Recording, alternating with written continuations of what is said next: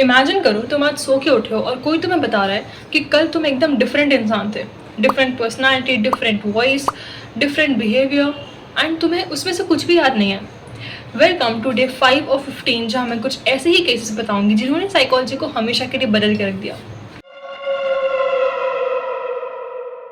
So our today's case revolves around DID, dissociative identity disorder, जिसे multiple personality disorder भी बोला जाता है।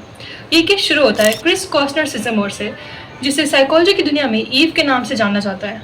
1950s में डॉक्टर्स ने नोटिस किया कि ईव कभी एक फन लविंग, एक्सट्रोवर्ट और बहुत ही अग्रेसिव इंसान बन जाती थी और उसे कुछ ही मिनट्स बाद एकदम से काम, शाय और बहुत रिस्पॉन्सिबल वुमन बन जाती थी।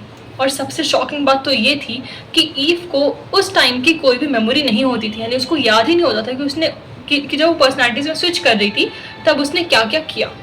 साइकेट्रिस्ट ने उस टाइम पे तो उसे मल्टीपल पर्सनालिटी डिसऑर्डर का नाम दे दिया, लेकिन बाद में जाके रिवील हुआ कि ईव के अंदर सिर्फ 2 नहीं बल्कि 22 अलग अलग आइडेंटिटीज एग्जिस्ट करती थी। साइकेट्रिस्ट के हिसाब से ये उसके चाइल्डहुड ट्रॉमास का असर था कि उसके जितने भी सीवियर चाइल्डहुड ट्रॉमास थे उनने उसको बहुत अलग अलग आइडेंटिटीज़ में डिवाइड कर दिया था। बेसिकली इसको आप एक साइकोलॉजिकल कोपिंग मैकेनिज्म की तरह मान सकते हो। और इसी केस पे बाद में एक famous movie the 3 faces of Eve भी बनी। तो अगर आपको लगता है कि ह्यूमन माइंड बहुत सिंपल है, देन थिंक अगैन, बिकॉज कभी कभी एक इंसान के अंदर पूरी दुनिया बसी होती है। तो फॉलो कर लो जल्दी से, क्योंकि कल मिलते हैं डे 6 के साथ, जहाँ एक और ऐसी ही इंटरेस्टिंग स्टोरी मैं आपके सामने लेकर आऊँगी।